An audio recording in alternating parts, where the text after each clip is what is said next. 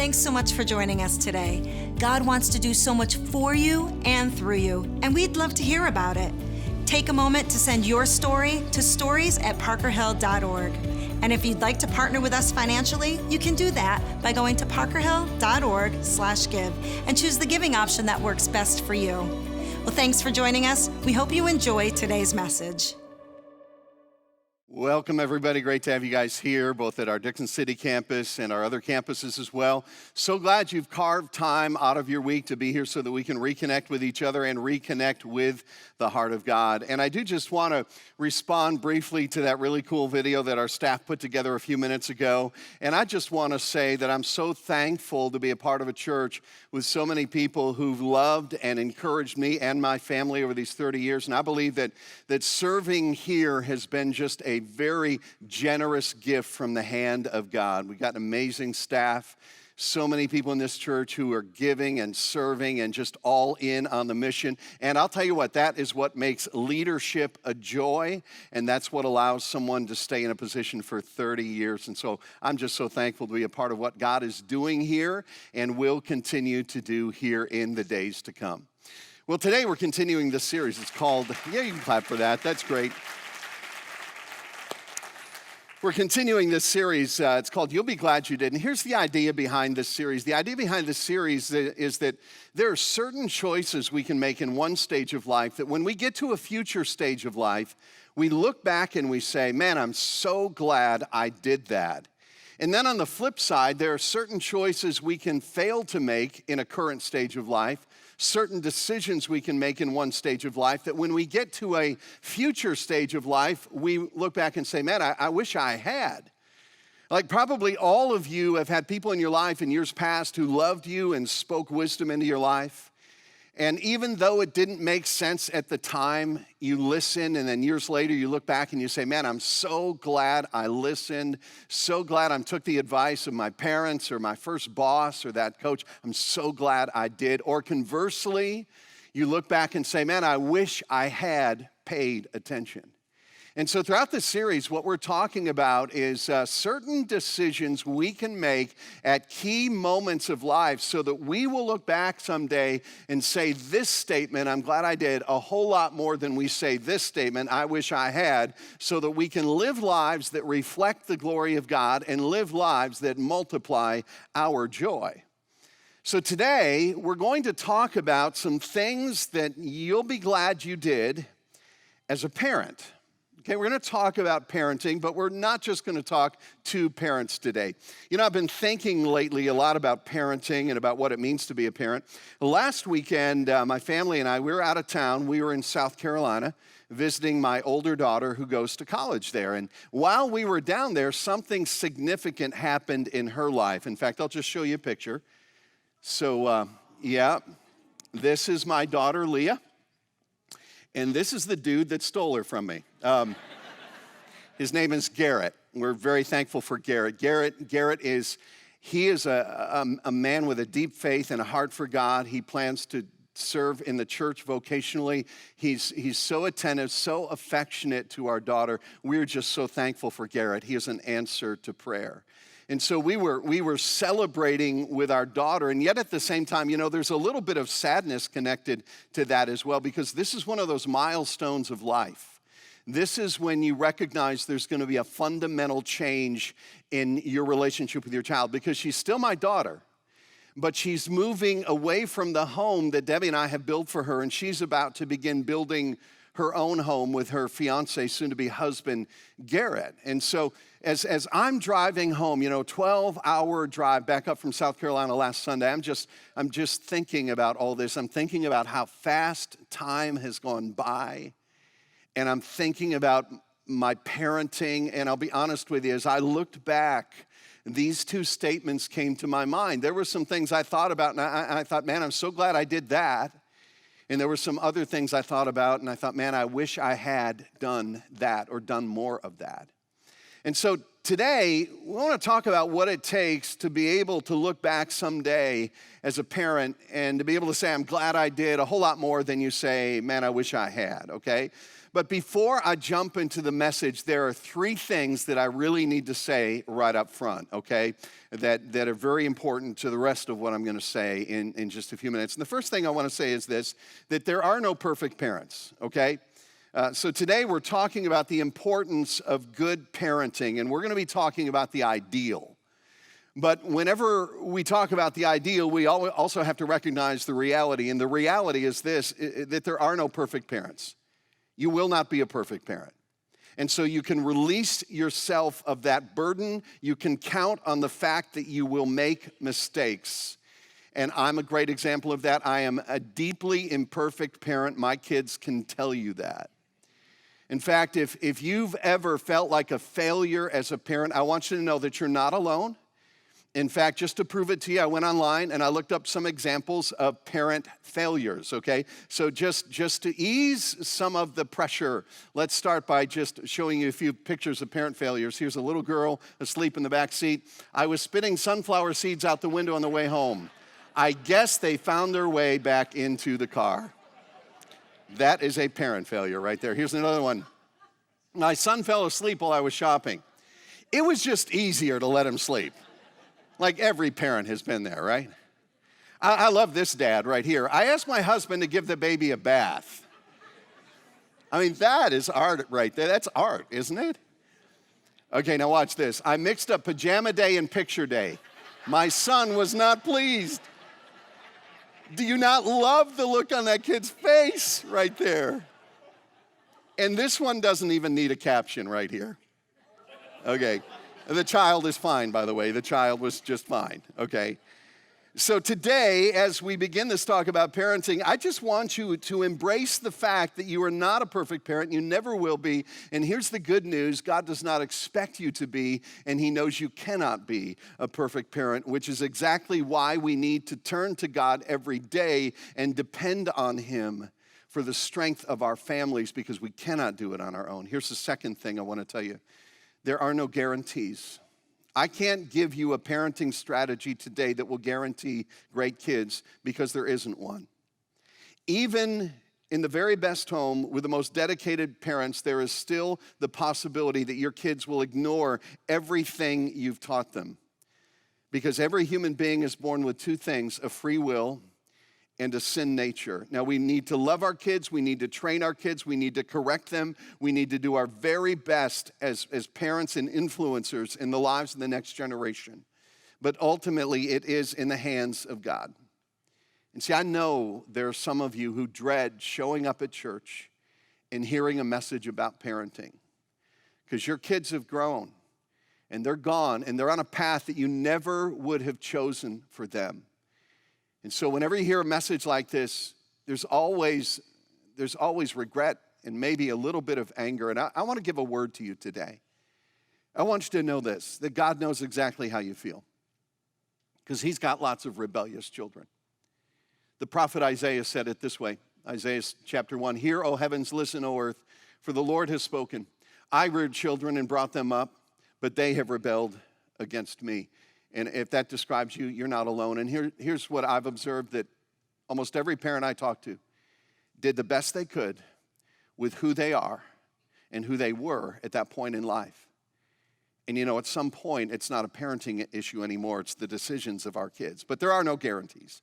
There are no guarantees. And there's one more thing I have to say before we actually jump into the message, and that's this, that this isn't a message just for parents. And I say this because this is a very diverse church, and many people hearing this message at all of our locations and online, you are not a parent right now, and so your temptation is to just kind of tune out this message, but I don't want you to do that. See, some of you are young and you're not yet married, and marriage is not yet on the horizon. You don't think it applies to you. Some of you have already raised your kids. Some of you may never have kids of your own. And so you may be tempted to check out. I don't want you to do that, because here's what I would say to you. First of all, for some of you, even though you don't have a family right now, you may have a family someday. And it's never too early to think about and prepare for the most important task that you may ever have, which is raising a child, and even to think about the kind of person that you want to marry someday as you think about how you want to do that. And the second thing I would say is this, that raising up the next generation is not just an assignment given to parents. I believe it's an assignment that's given to the entire community of God's people. Because if you're a follower of Christ, you are actually a part of two families. You've got a biological family. Those are the people who share your last name and in many cases your DNA. But you also have an eternal family, a family with which you share a common faith and the filling and the indwelling of the Holy Spirit. And in Scripture, that eternal family is just as important as a biological family. And raising up the next generation is the assignment that's given not just to parents in our church, but to all of us. And some of you will have the opportunity to influence the next generation because you're a grandparent or an aunt or an uncle. Don't minimize that role. Some of you can influence the next generation by just coming alongside a single parent and filling in a gap in that family, or by being a foster parent. Many of you are influencing the next generation because you serve in our kids' ministries and in our student ministries. And I praise God for the hundreds of people in our church who serve in that area. But I believe that one of our highest priorities as a church is to shape the hearts of the next generation, and that's not just a job for parents. In fact, let me put a number up on the screen for you. 1,003. That's the number of kids who attended one of our Parker Hill locations during the month of April. This is birth through high school. Some of these kids may have attended, that entire month every week, or may have attended just a couple of weeks during that month. But over 1,000 kids from birth through high school walked through the doors of one of our buildings during the month of April. Do you know what that represents? That represents a huge opportunity to change the future. And every single one of us should feel the weight of that because we're all part of this family. So you may not be a parent right now, but man, you got a part to play in this. And I know every parent needs all the help they can get. So 3 things before we jump in. There are no perfect parents. There are no guarantees. And besides that, this isn't a message just for parents anyway, okay? So having said all of that, let me tell you some things you'll be glad you did. And today, as we talk about some what I think are very practical principles, I want to draw our attention to Deuteronomy chapter 6. It's in the Bible, way back toward the beginning of the Bible. And let me just tell you the backstory to this part of the Bible. Many of you may know that Moses was the one who led the people of Israel out of captivity in Egypt. They go on this long journey, and you come to Deuteronomy chapter 6, and they're right at the edge of this promised land, this future home that God had provided for them. And Moses was at the point where he was very near death, and he himself would not make it into the promised land. And so the entire book of Deuteronomy is his farewell speech. And he's describing to the people of Israel, to the Jewish people, what it will take for them to live in peace and prosperity and joy in the new land that they are about to receive. And here's how it begins in verse 1. He says to them, "These are the commands, decrees, and laws the Lord your God directed me to teach you to observe in the land that you are crossing the Jordan to possess, so that you, your children, and their children after them may fear the Lord your God as long as you live by keeping all his decrees and commands that I give you, and so that you may enjoy long life." And so Moses, in these farewell comments was speaking to his people, and he was saying, here's my hope for you, that you will follow God, that your children will follow God, and that your children's children will follow God. And that generations of our people will experience the blessing that comes from living under the favor of God. And so Moses is casting this compelling vision for God's people, a vision of faithfulness that would ripple through generations. So let me tell you the first thing I think we need to do as parents, one thing you'll be glad you did, and it's this. Enlarge your vision for your kids. Because I think parents and non-parents alike, I think sometimes we have such a limited vision for the next generation. And for some parents, it sounds something like this. My goal for my kids, my vision, is to keep them off drugs, to keep them out of trouble, to make sure they don't get pregnant before they get married, to get them through college with a decent GPA so that they can get a good job and live a comfortable lifestyle and provide me with some grandkids that I can spoil. That's the vision. That's a pitifully small vision. I think we need a greater vision for the next generation. I think we need to believe that the next generation can be difference makers. I think we need to call the next generation up and pray for them to be light in a world that is increasingly dark, and that they would be the hands and feet of Jesus in a world that is increasingly and deeply broken, and we need to help them understand that God is writing a bigger story in this world and that He is a part for them to play in that story. If you're a parent, a grandparent, an influencer, what's your vision for your kids? Let me give you 3 questions that may help you to diagnose that. What do you dream about? What do you dream about for them? What do you talk to them about when you talk about your dreams for them? What do you hope for them someday? Success? Wealth? Comfort? What do you dream about? What do you celebrate? What do you celebrate in the lives of your kids? Do you just celebrate academic success and athletic success, which are fine, which are great? But do you always, and do you more frequently, celebrate a child who reaches out to the forgotten, who cares about the people that nobody else seems to care about, a child who stands for their convictions, a child who is unashamed about their simple faith? What do you celebrate? And what do you prioritize? Because if I were to look at your calendar, I could get a pretty good idea of what your vision is for your children based on what you give your time and their time to.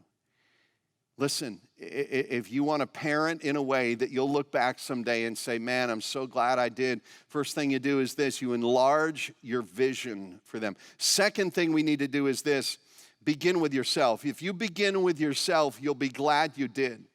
Because here's the thing about good parenting. Good parenting doesn't start with the child. It always starts with the parent. It starts with who I am.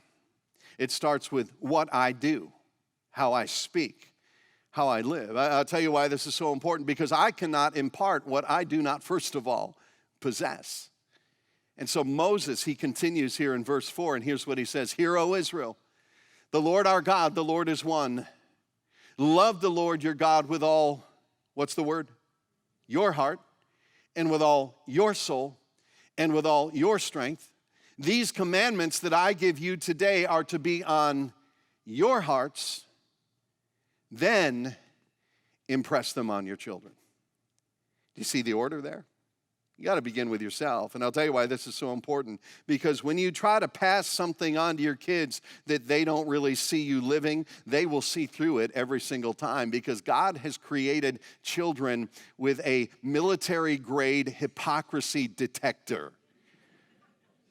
And when what we say does not match up with what we do, they will tune us out every single time. Listen to this quote from C.J. Mahaney. He said this: effective parenting involves explaining to our children what they are already seeing in our lives.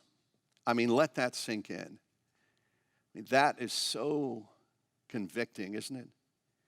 I can remember as a little guy coming downstairs early in the morning many times and seeing my father at our kitchen table in the early hours of the morning, reading his Bible and reading a little devotional booklet called Our Daily Bread. I mean, I can still see in my mind that scene. My dad is 85 years old now. And you know what's interesting? He never told us that, hey, I read the Bible every morning. I don't remember him ever telling us that we should read the Bible every day, but he didn't have to say it because we saw it. And I remember my parents, how they faithfully served in the little church that we were a part of. I remember how they opened up, their home to foster kids and missionaries who were just passing through. My parents weren't perfect. They were far from it. But they were pretty authentic. They did their best to live what they said they believed. And, some of you may be thinking, Mark, that's all well and good and it makes a lot of sense. But listen, my kids are grown. And I wasn't living the way I needed to when they were young kids. And so there's nothing I can do to change that now. And you're right, you can't change that. But do you know what you can do? you can pick up the phone and you can make a phone call to your son or daughter and you can say, hey, honey, it's just a random call. I just want to say I love you and I'm proud of you. And I was in church today and the pastor was talking about parenting. And I just wish I had been at the place in my life when you were a child that I could have done some of the things that I heard about in church today, but I wasn't. And I'm sorry for that, but I want you to know I love you. And I want to be the best parent I can be right now, because here's what you can always do, no matter how old your kids are. You can do the most distinctively Christian thing there is, which is to humble yourself before God and others and to accept His grace and to rest in His peace. We can all do that. So enlarge your vision.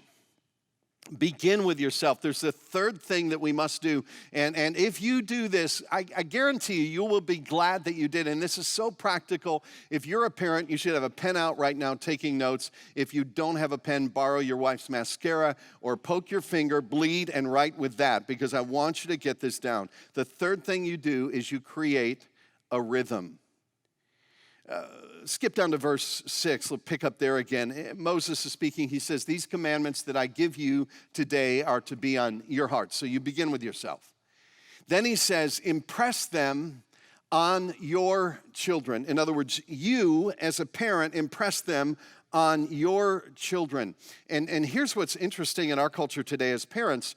There are so many areas of our kids' lives where we delegate responsibility to other people. I take my kids to school so that the teachers at school can educate them. I take my kids to dance lessons so someone can teach them ballet. I take my kids to a dentist so their teeth can get cleaned and repaired. I even paid for a driving instructor to teach my daughter how to drive. I just felt like it was the better part of wisdom. And there are so many things we do as parents where we delegate responsibility to other people. And so we carry that over to the spiritual lives of our kids. And we say, you know what? I'm going to take them to the church and drop them off there because the church people will take care of that. That doesn't work. This is one area of your life that you cannot delegate if you're a parent. You are responsible to lead your children spiritually. And that is not nearly as scary as it sounds. Because the way it's described here is just so beautiful in its simplicity, because here's what Moses goes on to say. Impress them, these commandments, impress them on your children. Talk about them when you sit at home and when you walk along the road, when you lie down and when you get up. This is what I love about this. Anybody can do this.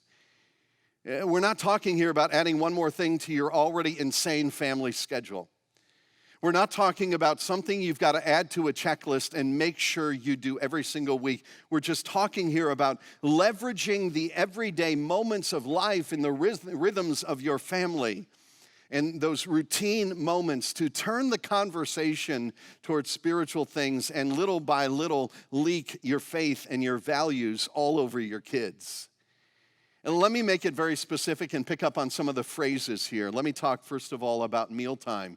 He says, talk about them, talk about these commands that are already on your heart. Talk about them when you sit at home. So let's think of that in terms of mealtime. Now, I want to be very realistic here. I know the world in which we live. I know that there really aren't any families anymore who sit down for dinner together 7 days a week. Okay, I get that. And I get the fact that there are probably several days a week when you're chucking chicken nuggets into the backseat of your minivan on your way to a practice. Okay, I understand that. Do your best, though, to sit down as a family at least 3 nights a week for uninterrupted time together, meal together, conversation together. There was this thing that we did. We didn't really do it consistently enough, but when our kids were younger, when we sat down for dinner, we would do this thing at the table where everybody would go around and they would share their high and their low for the day. Okay, so comparatively speaking, what was the high point, what was the low point? And, you know, sometimes it didn't go real well. Sometimes it was, the low point was when I had to get up and go to school. The high point was when I got home from school. You know, it'd be about it, okay? But other times, there would be something beneath the surface that just came out onto the table, and we would wrestle with how faith interacts with the ups and the downs of everyday life. So you just weave that into the routine. Drive time. drive time, when you walk along the road. Now that was written, 3,000 years ago. We don't really walk much along the road anymore. We actually drive a lot more on the road. And if you're a parent of 2 or 3 kids, you're like an unpaid Uber driver. That's what you do. You just drive. What if you were to leverage all that drive time, from one practice to another, one activity to the next? What if you were to just kind of turn off the radio and just engage in conversations? You know what I've discovered? That some of the most in-depth and meaningful conversations have just happened without me planning them on a car ride when my kids were trapped with me. How about bedtime? When you lie down, I hope you can make it a habit, at least on a somewhat frequent basis, to tuck your kids into bed at night if you have young kids. And in those moments, you just pray with them and you talk about their day and you tell them how much you love them. And then morning time, when you rise up. Now, I understand sometimes morning time is the most chaotic time. Like you're happy to get everybody out of the house without severe meltdown in the mornings, right? But here's something that I decided to do when my kids were young. From the very beginning of their school days, I made it a point pretty much every morning without fail to drive my kids to school instead of putting them on a bus, and just adjust my work schedule around that. And it was only about a 10-minute drive from our house to any of the schools they went to. But sometimes that 10 minutes was the most meaningful time of our day together. And it gave me an opportunity just to pray with them and to challenge them as the day was beginning and say, serve somebody today, bless somebody today. I mean, here's the beauty in all of this. It's not adding something to your already incredibly busy schedule. It's not one more thing on your to-do list. It's not getting everybody together at a certain time for 1 hour and giving them a sermon. It's just about leveraging the everyday rhythms of life and the opportunities of life to turn a conversation in a certain direction and to impart values and faith to your kids. And anybody can do this. In fact, we want to help you do this. What we want to do as a church, if you have kids, is we want to kind of loft the softball in such a way that you can hit a home run every single week. So if you have kids down the hall in one of our kids' ministry areas, what we give the kids or the parents every week when they leave is a paper like this, something to do 4 days a week, a fun activity, a passage to read, something to do, something that you can do in those times that we've identified. For younger kids, what we do is we have this little, this would be kindergarten below, a placemat that you can use for a month. And the theme of the month right now in May is honesty. And the bottom line is this: choosing to be truthful in whatever you say and do. And so there's opportunities all throughout the month of May to fill in those rhythms of life, those times, those spaces, with follow-up discussion to what your kids are learning here in church. Now, let me tell you the great enemy of all of this. The great enemy of creating these rhythms and finding times to have these conversations is what I call non-present presence. See, you and I are living in this very interesting time of massive sociological and technological change, and society is beginning to realize that this is not good, and yet nobody knows what to do about it. And here's what I'm talking about. Maybe you've experienced this. Have you ever picked up your phone to check an email, or open your laptop or your tablet to check an email, and an hour later you find yourself watching cat videos on a website and you have no idea how you got there? I mean, technology today, the power of technology is so alluring and sometimes so addictive. And it's amazing to me how we can be present with people and yet not present, and this non-present presence destroys our ability to connect and to pass on our faith effectively. And you've got to create some space where the bullying effect of technology does not rob you from the opportunity to be present, okay? One more thing you can do that you'll be glad you did. Enlarge your vision. Think big for your kids, for the next generation. Begin with yourself, because you can't impart what you don't possess. Create a rhythm. Find those rhythms in your life, and then widen the circle. And here's what I mean by this. I mean widen the circle of influence. Because wise parents never try to parent on their own. God has called us into community. And in that community, we find the help and the influence that we need to do well at raising this next generation. Go back to this passage here in Deuteronomy chapter 6 where it begins in verse 4 here. Here's how Moses begins. He says, "Hear, O Israel." And then he continues on from there, speaking to the entire nation. Do you know what Moses doesn't say? He doesn't say, okay, I got some things to say to all the parents. So the rest of you can tune out. We'll bring you back in on chapter 7. No, he's speaking to everyone here because Moses recognizes something. He recognizes that raising the next generation to know God was the responsibility of the entire community.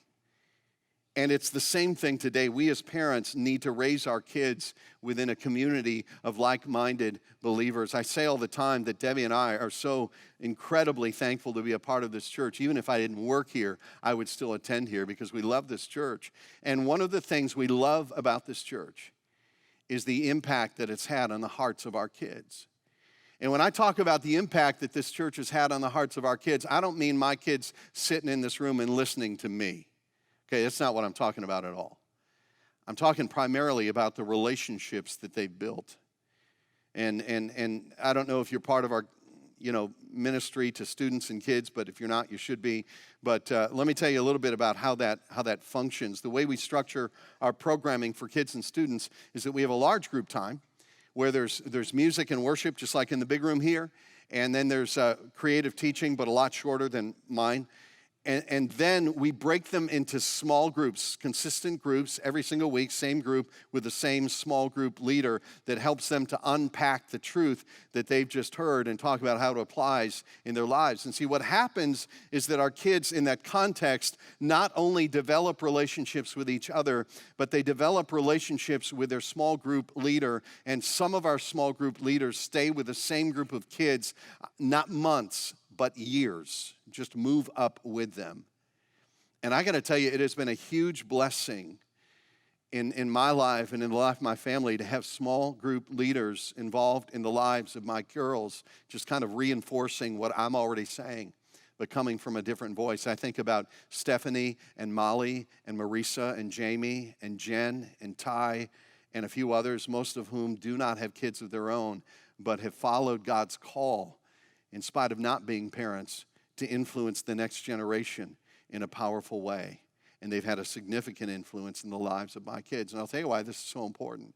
Because as your kids get older, they start looking to somebody else for wisdom other than their parents. It's just a natural part of gaining independence and growing up. When they're young, like, you're God to them, right? But that all changes at about 12, 13. You're no longer God, you're ATM at that point. You know what I'm saying? And they look to other people for advice and influence and affirmation. Do you know what you want at that moment? You want them surrounded by people who will say the same thing that you're saying, but in different ways. And I'll tell you what, I am so thankful for the hundreds of people in this church who serve in our family ministries and student ministry areas, our kids ministry areas, just making a difference. In fact, I want to just say thank you to them, and I want you to help me thank them. On every campus, let's put our hands together for everybody who's influencing the next generation.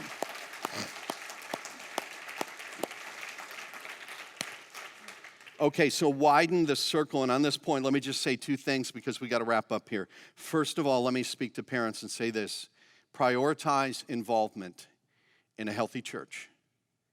Build your calendar around that. Prioritize that. And I don't say that because I care about attendance numbers. I really don't. I say that because I care about your kids. And I know that you cannot do this alone in today's world. Prioritize involvement in a healthy church. Now, for all the non-parents, let me bring that number back up on the screen again. We have over 1,000 kids walk through the doors of our buildings on any given month, and we have the opportunity as a church to speak into their hearts and to influence the next generation. Here's my question. What part are you going to play in that? If you don't have any kids yet, you know one of the best things you can do is to serve in our kids' ministries. Do you know why? Because number one, you get to start right now influencing the next generation. But number two, it's great practice for the future when you might have kids. It's like taking driver's ed before you get into rush hour traffic. And if you're a single gal, the best place to meet a guy is a guy who's serving in the nursery, okay? So there's a number 3 for you. If you've already raised your kids, do you know what you have? Experience is what you have. And you can use that experience to influence the next generation to come as well. If you've never been able to have kids, don't let that disappointment keep you from having influence, even if you've never had kids on your own. So out in the lobby on every one of our campuses this week and next, you're going to see a board out there that says Say Yes to Serving, and it highlights open opportunities to serve on the crew in our kids' ministries, in our student ministries. Believe me, if you plug into that, it will take some time, it will take some effort, it will take emotion, but you will be glad you did. You're going to touch the future, okay? So let me just summarize. You'll be glad you did. Enlarge your vision. Begin with yourself. Create a rhythm. And then widen the circle. I want to wrap up with a story. It's a story of a guy named Bill Havens. Bill Havens was part of the U.S. Olympic rowing team. And he and his team were set to compete in the Olympics in the summer of 1924. This was the first year that they introduced rowing into the Olympics, and he was a part of the team. The Olympics were held that summer in Paris, France. Now, they discovered a couple of months before the Olympic Games that his wife was due to deliver their first child on pretty much the day that he was scheduled to compete. And remember, in those days, there were no jets to get you from Paris back to the United States. The only way back home was on a ship that moved very slowly and took several days. And so Bill Havens decided to drop out of the Olympics and to stay home instead with his wife as she delivered their firstborn baby. His wife argued with him and insisted that he go to Paris because it was the completion of a lifelong dream. And he was conflicted. And yet, instead, he chose to stay home. So someone replaced him on the team, and the team went on to win the gold medal in the Olympics that year. And his wife was late giving birth. So late, in fact, that he could have participated on the team, won the gold medal, and still gotten home in plenty of time for the birth. But he never regretted that decision. He said for the rest of his life, that was still the best decision I could have made. But here's the interesting part of the story. That firstborn child was a little boy. His name was Frank Havens. And he also, over time, developed a passion for rowing. And in 1952, he competed in the Olympics. He competed in the 10,000-meter single individual rowing event. And he won a gold medal. And the next day, he sent this telegram to his dad. Dear Dad, thanks for waiting around for me to get born in 1924. I'm coming home with the gold medal you should have won. Your loving son, Frank. And Bill Havens said that his greatest joy in life was his son winning the gold medal, which would be a far greater joy than if he had won it himself. And I say all that to say this: investing in the next generation will require sacrifice. It will cost us something. But if we are willing to set aside our own comforts and our own pleasures and our own plans for the sake of the next generation, it will be worth it. It will change the church. It will change the community. It will change this nation. And you'll be glad you did. Let me have you stand. I'm just going to pray with us, and then we'll let you go. God, it's been good to be here today to remember that we don't just exist in this world for ourselves. Help us to have a larger vision for our church, for our culture. Help us to look generations down the road and think about how our current sacrifices and investments can have that kind of a ripple effect. I pray for every parent hearing this message. Give them perseverance. Give them grace when they realize how imperfect they really are. Give their children grace to overlook the faults of their parents. And just, God, help us every day to leverage every moment we have in the windows that we have in life with our kids, our grandkids, with our nieces and nephews, with those with whom we have influence. Help us to use that time and use it well. Invest in something that really will matter forever, which is the hearts of people. Help us to do that well as a church, because that's a big part of what you've called us to do. And I pray that in Christ's name. Amen. Hey, it's been great to have you guys here today. We'll see you next week. And if you can't make it that weekend, we'll see you on Thursday. Take care.